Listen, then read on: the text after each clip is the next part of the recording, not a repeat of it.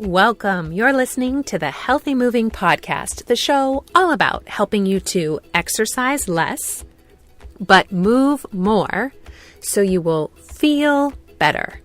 I am your healthy moving enthusiast, Jen Hoffman of stayathomeyoga.com. You know, most people begin a journey to improve their health because they want to be smaller. They want less of something, less weight, less stress, less pain. Well, I completely understand those desires and motives. They're rarely the impetus for lasting change. Today, I'm going to convince you that you really want to be bigger. So stick around.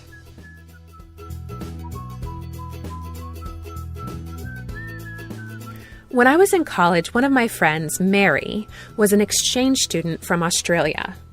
She was studying business with me, but she had a hobby, a passion really, that she devoted every free moment to. Mary was a potter. When I went to her apartment for the first time to work on a group project one Sunday afternoon, I was mesmerized. It was filled with the most beautiful pottery. I asked her about her work, and I'll never forget her reply. "Making vessels is my passion," she said. I kind of chuckled and told her that in the States, we call it pottery. She laughed and said, "I know. I call them vessels because I love my work the most when I see it in use, holding something. When I sell a piece, I always ask people to tell me what they plan to put inside it, and I ask them to send me a picture. I know pottery can be art alone, but my passion is to make vessels that are used to add beauty to function." Now, as an aside, I spent about 2 hours this week trying to locate Mary to see if she was still making vessels, but sadly I couldn't find her. So let's all imagine together that right now Mary is sitting at her potter's wheel somewhere beachside in Australia. I've loved the word vessel ever since that Sunday afternoon. In fact, I'm often trying to be a bigger vessel myself. Now, I know in the health and fitness industry, so much of the messaging is about being smaller, not bigger. But I have found tremendous power in reframing my intentions. And I think you will too. Instead of focusing on what you want less of this week, I'm asking you to think about what you'd like more of. What would you like to be a bigger vessel for? Energy? Peace? Ease? Health? Vitality? Or maybe you need to reframe an intention that doesn't directly relate to your health at all. Last year, before my family moved 900 miles from Virginia to Florida, we got rid of many of our possessions. I found it so helpful to focus on why. I wanted to be a bigger vessel for empty space, for margin. As I sold, gave away, and donated, I didn't think about what I was losing, but instead what I was gaining. This week, be a bigger vessel.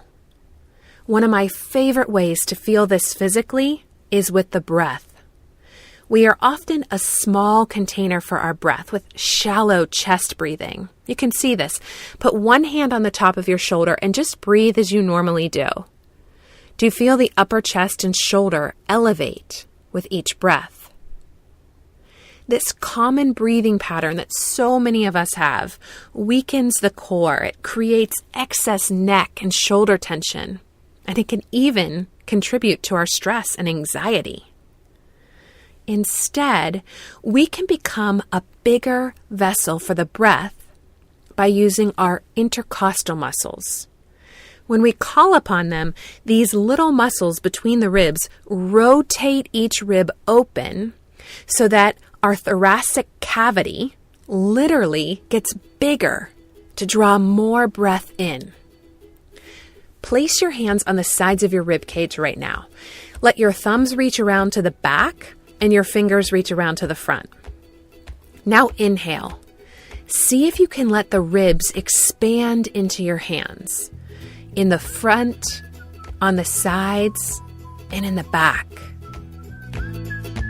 Then exhale and let the ribs relax back to neutral. Try a few rounds of this breath several times a day this week.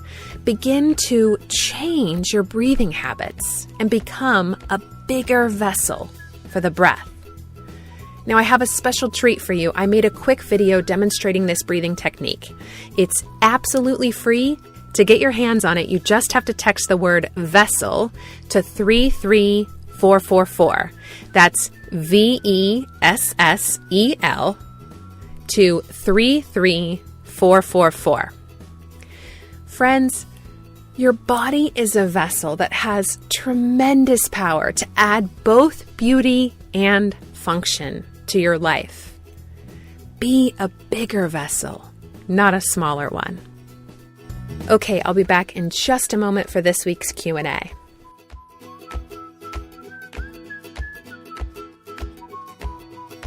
Today's question comes from Suzanne, but it's one of the most common questions I am asked. Suzanne says, I've recently become aware of the importance of squatting. How many squats should I do a day?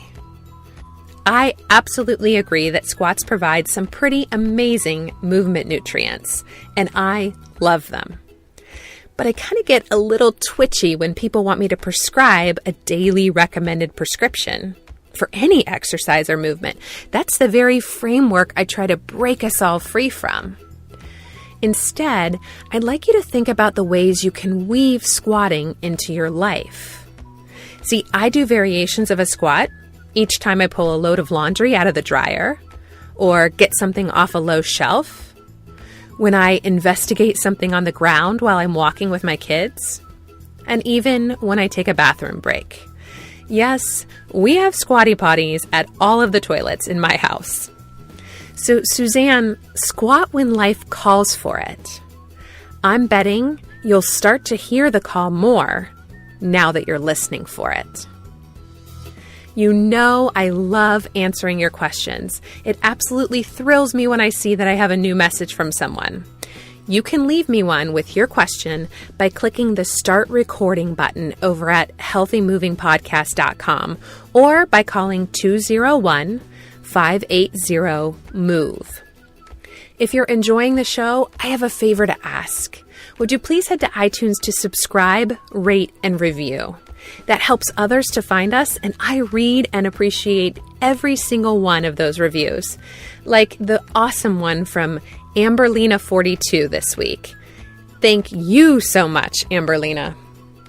And thank you for listening. Until next week, friends, keep moving.